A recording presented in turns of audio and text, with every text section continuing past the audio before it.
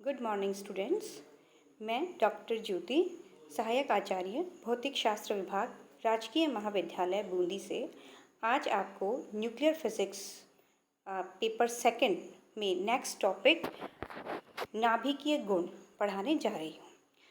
देखिए, अभी तक हमने रदरफोर्ड स्कैटरिंग के बारे में पढ़ लिया था। रदरफोर्ड स्कैटरिंग का फॉर्मूला हमने डिराइव कर लिया था कि किसी जो अल्फ़ा पार्टिकल्स आ रहे हैं उनमें से थीटा कोण पर कितने अल्फ़ा पार्टिकल्स प्रकीर्णित होंगे जब वो नाभिक से किसी तत्व के नाभिक से टक्कर करते हैं। तो देखिए, इसी में अब हम देख रहे हैं, क्योंकि हम नाभिक की बात कर रहे हैं, पदार्थ के अंदर इलेक्ट्रॉन्स की बात तो हम बहुत आप पढ़ चुके हैं इसके बारे में, लेकिन हम ये जो पेपर है हमारा ये पूरा नाभिकीय भौतिकी है। इसका अर्थ है कि पदार्थ में जो एटम के अंदर नाभिक पाया जाता है उसकी क्या क्या प्रॉपर्टीज़ होती हैं, तो उसके लिए हम आज नाभिकीय गुणों के बारे में अध्ययन करेंगे। डिफरेंट जो उसकी प्रॉपर्टीज़ हैं उनके टॉपिक्स वाइज हम उसे देखेंगे। तो देखिए, दो तरह के नाभिक पाए जाते हैं। एक होता है स्थायी नाभिक। स्थायी नाभिक वे नाभिक होते हैं जो अनंत काल तक डीके नहीं होते, मतलब उनका क्षय नहीं होता है, उनसे किसी भी तरह के पार्टिकल्स अपने आप से, अपनी एनर्जी से बाहर नहीं निकलते हैं। अपने आप से वो बाहर नहीं निकलेंगे जब तक उनको फोर्सफुली एक्सेलरेट करके या फोर्सफुली उसको बाहर नहीं निकाला जाता। सेकंड नाभिक होते हैं रेडियो एक्टिव नाभिक। वे नाभिक जो स्वतः विघटित होते हैं, अर्थात अपने आप से ही उनके अंदर डिफरेंट पार्टिकल्स का क्षय होता रहता है, वो क्षयित होते रहते हैं। उनका वो टेंड्स टू डाई, मतलब वो डाई होते रहते हैं, मरते रहते हैं एक अनंत काल तक। एक टाइम लिमिट सबके लिए फिक्स होता है, एक टाइम लिमिट होता है हर एक नाभिक के लिए कि इतने टाइम पीरियड में इसका आधा क्षय हो जाएगा, इतना क्षय हो जाएगा। तो वो सब जब हम रेडियो एक्टिविटी पढ़ेंगे तब हम ये चीज़ें देखते हैं। लेकिन आपको अभी यही ध्यान रखना है कि दो तरह के नाभिक पाए जाते हैं, स्थायी नाभिक और रेडियो एक्टिव नाभिक। अब देखिए, अब हम देखेंगे कि किसी परमाणु का नाभिक विभिन्न ऊर्जावस्थाओं में रह सकता है। पहली जो सबसे न्यूनतम ऊर्जा की अवस्था होती है, जिसमें जो अवस्था होती है उसमें पार्टिकल की एनर्जी सबसे लोवेस्ट होती है, तो उस ऊर्जा अवस्था को कहते हैं मूल अवस्था या ग्राउंड स्टेट, जो हम बात करते हैं। इलेक्ट्रॉन के लिए भी ग्राउंड स्टेट होती है जहाँ पर इलेक्ट्रॉन की एनर्जी सबसे मिनिमम होती है। यहाँ पर ज़ीरो होना आवश्यक नहीं है। आप ये मत समझिए कि पार्टिकल की एनर्जी मिनिमम होने की कंडीशन में पार्टिकल की एनर्जी ज़ीरो हो जाएगी। ज़ीरो नहीं होगी, ज़रूरी नहीं है कि वो ज़ीरो हो, लेकिन वो मिनिमम होगी। इसी तरह से जो अन्य ऊर्जा अवस्थाएँ होंगी, हायर एनर्जी स्टेट्स होंगी, वो उत्तेजित अवस्था कहलाती है, जहाँ पर पार्टिकल की एनर्जी उस न्यूनतम ऊर्जा स्तर से ज़्यादा होंगी। उन ऊर्जा अवस्थाओं को हम उत्तेजित अवस्था या एक्साइटेड स्टेट्स कहते हैं। ये हमने बात करी एक ब्रीफ न्यूक्लियस के बारे में कि न्यूक्लियस में किस तरह से एनर्जी स्टेट्स होते हैं। सेकेंड हम देखते हैं द्रव्यमान संख्या, जिसे हम ए से डिनोट करते हैं। हमें पता है कि परमाणु की संरचना में इलेक्ट्रॉन जो है वो नाभिक के चारों ओर फिक्स एनर्जी की कक्षाओं में चक्कर लगाता है। इसी तरह से नाभिक के अंदर बचे हुए दो पार्टिकल जो है हमारे न्यूक्लियॉन्स, जिसे हम कहते हैं, न्यूट्रॉन और प्रोटॉन पाए जाते हैं। इन दोनों को मिलाकर हम न्यूक्लियॉन कहते हैं। तो देखिए, जो द्रव्यमान संख्या होती है उसका मान होता है A=Z+N। यहाँ पे Z जो है वो नंबर ऑफ प्रोटॉन्स को रिप्रेजेंट कर रही है और capital N number of neutrons को रिप्रेजेंट कर रही है। तो देखिए, नाभिकीय क्रियाओं में द्रव्यमान संख्या संरक्षित रहती है। अगर नाभिकीय क्रिया हो रही है कहीं भी और अगर एक न्यूट्रॉन निकल रहा है, तो हो सकता है कि एक प्रोटॉन उस तत्व को, उस परमाणु को मिल जाएगा। तो यहाँ पर ओवरऑल जो द्रव्यमान संख्या होगी, टोटल Z+N, वो हमेशा कंजर्व रहेगा, संरक्षित रहेगा।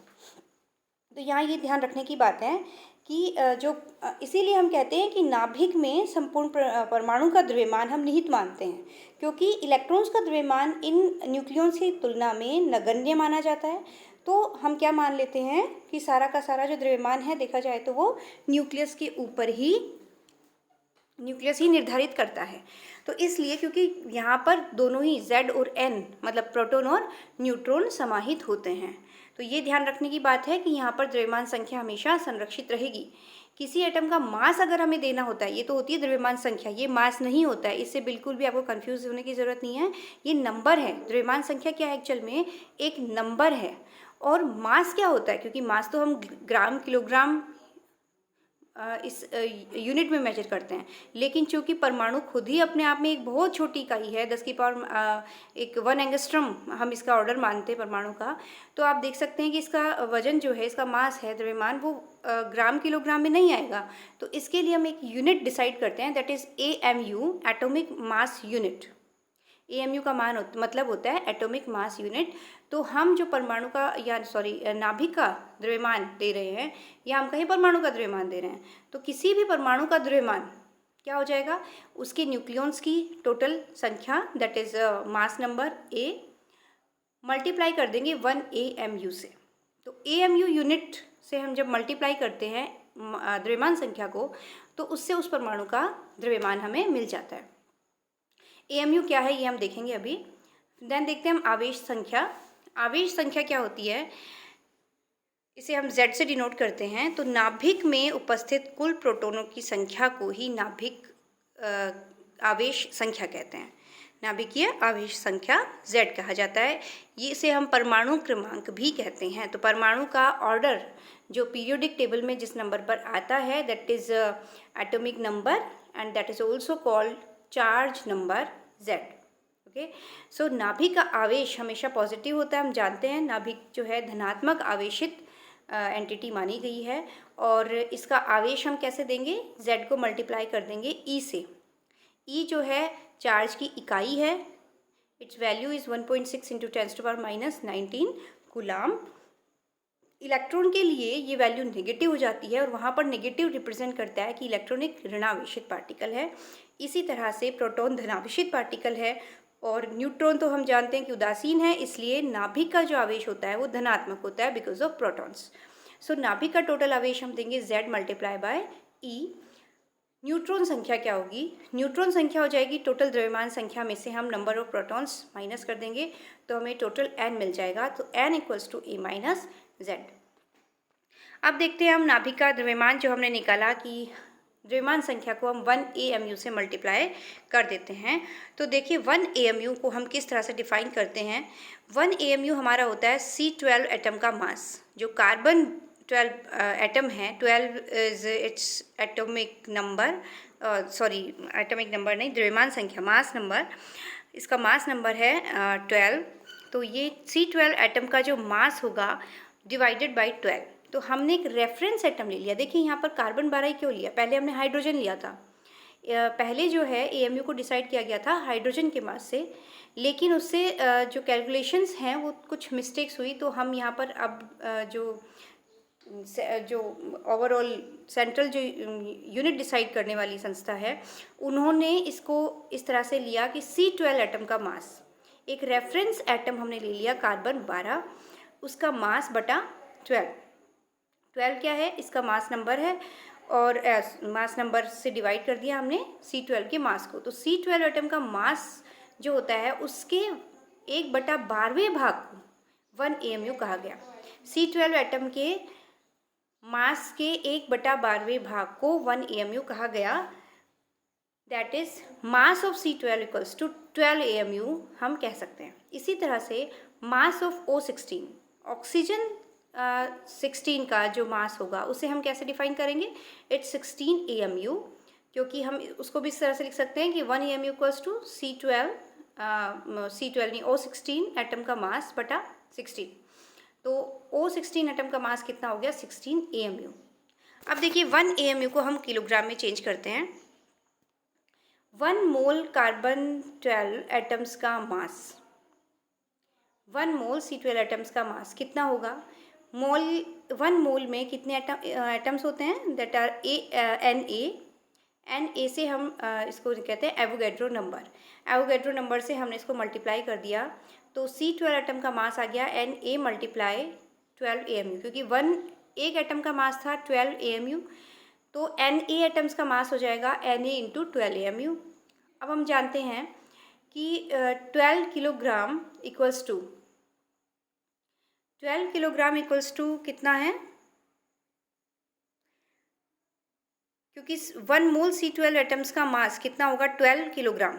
1 मोल C12 एटम्स का मास कितना होता है, 12 किलोग्राम। क्योंकि जो द्रव्यमान संख्या होती है 12 है C12 की, तो 12 किलोग्राम हमने लगाया। तो किलोग्राम के लिए फिर हम क्या ध्यान रखना है, अगर हम यहाँ ग्राम लगाते तो Na मतलब 1 मोल में हम नंबर ऑफ एटम्स हमारे 10⁻23 में आते, लेकिन यहाँ पर हमने किलोग्राम लगाया है तो यहाँ पर नंबर ऑफ एटम्स 10⁻26 में आएंगे। ठीक है, तो 1 AMU हमारा हो गया 12 किलोग्राम और 6.02 इंटू 10⁻26 इंटू 12। सो ये जो यूनिट आई है 1 AMU इक्वल्स टू, ये किलोग्राम में आई है। तो 1 AMU हमारा हो गया 1.67 इंटू 10⁻−27 किलोग्राम, जो कि अप्रोक्सीमेट बिल्कुल लगभग एक प्रोटॉन के द्रव्यमान के इक्विवेलेंट है। अब अगर हम इसे एनर्जी की टर्म में हम इसे चेंज करना चाहें तो देखिए, according to mass energy conversion हम जानते हैं कि E इक्वल्स टू mc² होता है। तो यहाँ पर E इक्वल्स टू mc² है, तो हमें किस में चेंज करना है, इसको एनर्जी में चेंज करना है।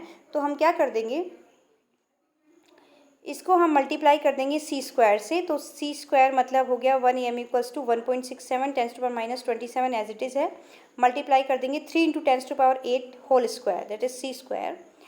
और हमने इसे डिवाइड किया है मेगा इलेक्ट्रॉन वोल्ट में, हमें इसे लिखना है तो हम इसे 10⁻6 से डिवाइड कर देंगे, क्योंकि हमें जो एनर्जी हमारी अब आएगी वो किस में आएगी, अभी ये जूल में है। देखिए, आप समझिए इस चीज़ को, आप नीचे वाली टर्म को एक बार भूल जाइए, ये जो नीचे है डिनोमिनेटर में है उसे आप भूल जाइए। तो हमारी जो एनर्जी की टर्म में, अगर एनर्जी की यूनिट में हमें इसे निकालना है तो हम इसे मल्टीप्लाई कर देंगे C² से, दैट्स इट। C² से मल्टीप्लाई करेंगे तो 1 AMU हो गया 1.67 into 10⁻27 multiply by C², that is 3 into 10⁻8 whole square. Unit हम लगाएंगे जूल, क्योंकि एनर्जी की यूनिट MKS में जूल होती है, क्योंकि पहले किलोग्राम में है तो ये जूल में हो जाएगी। सो ये हो गया हमारा जूल पर C², ठीक है, क्योंकि C² से हमने मल्टीप्लाई किया है, तो ये हो गया जूल पर C²। नेक्स्ट, अब हमें इसे इलेक्ट्रॉन वोल्ट में चेंज करना है। इलेक्ट्रॉन वोल्ट के लिए हम क्या करेंगे, इसे डिवाइड करेंगे 1.6 इंटू 10⁻19 से। तो अब हमारी एनर्जी की यूनिट हो गई इलेक्ट्रॉन वोल्ट पर C²। हमें इसे mega electron volt per C² में करना है, तो हम इसे डिवाइड कर देंगे 10⁻6 से। तो ये ओवरऑल जो value I that is 931.5 mega electron volt per C²। तो अब हमारी यूनिट जो है वो mega electron volt per C² में कन्वर्ट हो गई। So 1 AMU equivalent to 1.67 into 10⁻27 kilogram, and in energy unit we can write it 1 AMU equals to 931.5 mega electron volt per C²। Okay, तो ये 1 AMU की हमारी वैल्यू होती है। तो जब भी, अब जैसे कार्बन का मास हमें निकालना है तो we know that its mass is 12 AMU। तो 12 AMU हम इसे लिख सकते हैं। तो ये 12 AMU एक AMU जो है छोटे स्केल पे, बहुत परमाणु के स्केल पे इसका यूनिट हो गई। लेकिन अगर आपको किलोग्राम ये पूछता है तो हम क्या करेंगे, 12 इंटू 1.67 इंटू 10⁻27 किलोग्राम, या हमें mega electron volt per C² में चाहिए तो 12 into 931.5 mega electron volt per C²। तो इस तरह से ये हम यूनिट्स का कन्वर्जन यहाँ से कर सकते हैं। नेक्स्ट देखिए, total mass of atom. Atom जो है उसके अंदर क्या क्या है, नाभिक है और इलेक्ट्रॉन्स है। Okay, so we have nucleons in the nucleus. So nucleons में आपके प्रोटॉन हो गए और न्यूट्रॉन हो गए। तो देखिए, आप इसे कैसे लिख सकते हैं कि मास ऑफ एटम आपका क्या होगा, मास ऑफ एटम आपका होगा MAZ, M सबस्क्रिप्ट में मैंने लिखा है AZ plus Z into ME minus BZ। Okay, so इसका मतलब क्या हुआ, MAZ हमारा क्या है, मास ऑफ न्यूक्लियस है।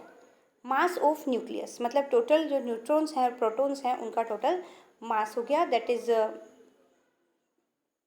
जो इसका 12 AMU जैसे आता है, या फिर इनका जो नंबर ऑफ प्रोटॉन्स है उनको हम प्रोटॉन के मास से मल्टीप्लाई करेंगे प्लस जो न्यूट्रॉन्स का नंबर है उनको हम न्यूट्रॉन के मास से मल्टीप्लाई करेंगे और उनको ऐड कर देंगे तो हमें मिल जाएगा न्यूक्लियस का मास। तो ये होगा न्यूक्लियस का मास। इस तरह से प्लस ZMe, Z क्या है, नंबर ऑफ प्रोटॉन्स है, and we know number of protons equivalent होता है नंबर ऑफ इलेक्ट्रॉन्स के। तो इनको हमने मल्टीप्लाई कर दिया मास ऑफ इलेक्ट्रॉन से। Okay, so we get then जो लास्ट टर्म है माइनस BZ। ये BZ क्या है, ये बाइंडिंग एनर्जी है of electrons in atom in AMU में हमने मानी है इसे। तो जब हम कह रहे हैं कि हमें एटम बनाना है, परमाणु की संरचना करनी है, तो हम क्या कर रहे हैं, एक न्यूक्लियस है और न्यूक्लियस के चारों तरफ हम इलेक्ट्रॉन्स ला के जोड़ रहे हैं। हम क्या मानते हैं कि अनंत से एक इलेक्ट्रॉन ला रहे हैं, इन्फाइनाइट से, और उसे नाभिक के प्रभाव क्षेत्र में हम रख रहे हैं, उससे r दूरी पर या कोई भी डिस्टेंस है। तो यहाँ पर इस काम को करने के लिए क्या होगा, हम जब ये वर्क डन कर रहे हैं तो एनर्जी रिलीज़ होगी, एनर्जी बाहर निकलेगी, ठीक है।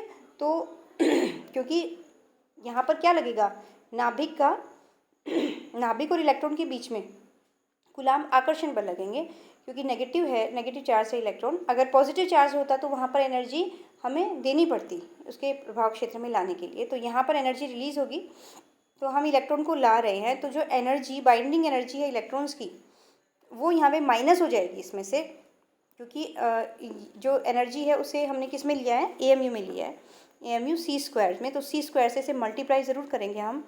एनर्जी की जो यूनिट होती है वो AMU नहीं होती है, तो AMU में मतलब क्या हुआ कि AMU को हम c² से मल्टीप्लाई करेंगे तो हमारी E आएगी, बिकॉज E = mc², और AMU है मास की यूनिट है। तो मास को जब हम c² से मल्टीप्लाई करेंगे तो हमारी एनर्जी की यूनिट आएगी। ओके, सो हमारा MAZ अगर हमें निकालना होगा, ओवरऑल परमाणु का मास अगर हमें फाइंड आउट करना है, तो that is equivalent to MAZ plus ZME minus BZ। इस तरह से हम ये देंगे। तो देखिए नेक्स्ट हम पढ़ते हैं द्रव्यमान क्षति, मास डिफेक्ट क्या होता है। मास डिफेक्ट होता है A - M। Okay, so A is number of nucleons. Okay, number of nucleons जो है वो हमारा क्या होता है, द्रव्यमान संख्या, मास नंबर होता है। मास नंबर हमारा जैसे 12 है कार्बन का, और इसका जो मास आता है दैट इज अप्रोक्स 12 आता है, but that is not exactly 12, क्योंकि यहाँ पर इलेक्ट्रॉन हमने ऐड करा उसकी बाइंडिंग एनर्जी माइनस हो जाएगी, तो 12 से थोड़ा सा कम आएगा। तो ये जो क्षति है, जो एनर्जी के रूप में निकल गई, जो मास है एनर्जी के रूप में कन्वर्ट होके बाहर निकल गया इलेक्ट्रॉन्स को जोड़ने पर। एटम बनाने के लिए तो इलेक्ट्रॉन भी जोड़ने पड़ेंगे, उनको हम नेग्लेक्ट कर देते हैं, लेकिन यहाँ पर हम नेग्लेक्ट नहीं करें, क्योंकि यहाँ पर हम क्या देख रहे हैं, एग्जैक्ट वैल्यू देख रहे हैं कि मास में जो कमी आई है वो कितनी आई है परमाणु बनाने के लिए। क्योंकि हम क्या कह रहे हैं कि परमाणु का जो द्रव्यमान है वो पूरा का पूरा नाभिक पर विद्यमान है, तो लेकिन हम ये देखते हैं कि ओवरऑल परमाणु का द्रव्यमान फिर भी नाभिक के द्रव्यमान से कुछ कम मिलता है। क्यों मिलता है, क्योंकि कुछ द्रव्यमान एनर्जी के रूप में रिलीज हो जाता है बाहर। तो ये जो डिफरेंस होता है मासेस का, that is called mass defect या द्रव्यमान क्षति। इसी तरह से संकुलन गुणांक इसका अपोजिट हो जाएगा कि संकुलन गुणांक क्या होगा कि A की तुलना में, A के रिस्पेक्ट में द्रव्यमान क्षति, या द्रव्यमान क्षति नहीं कहेंगे इसे, कि द्रव्यमान का एक्सेस, मतलब कि कितना द्रव्यमान उसके अंदर विद्यमान है, A की तुलना में कितना द्रव्यमान उसके अंदर ज़्यादा है न्यूक्लियस में, ठीक है, A की तुलना में। तो हम ये क्या हो जाएगा, M - A/A। Okay, M - A/A। तो M - A को हमने डेल्टा कहा है यहाँ पर, और डेल्टा/A जो होगा वो पैकिंग फ्रैक्शन होगा, कि कितने ज़्यादा इसमें इलेक्ट्रॉन्स की तुलना में न्यूक्लियॉन्स हैं। जितना हैवी पार्टिकल होगा उनका संकुलन गुणांक उसी हिसाब से बढ़ता जाएगा।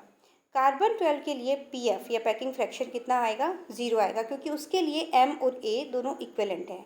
हमने क्या माना है, इसको रेफरेंस एटम माना है, तो रेफरेंस एटम में मास और न्यूक्लियॉन नंबर इक्विवेलेंट हैं, द्रव्यमान संख्या बराबर है, तो इसका पैकिंग फ्रैक्शन हमारे लिए इसके लिए 0 होगा। नेक्स्ट क्लास में हम नाभिक की त्रिज्या के बारे में बात करेंगे और आवेश घनत्व के बारे में बात करेंगे। तो ये टॉपिक्स हम नेक्स्ट लेक्चर में लेंगे। Thank you.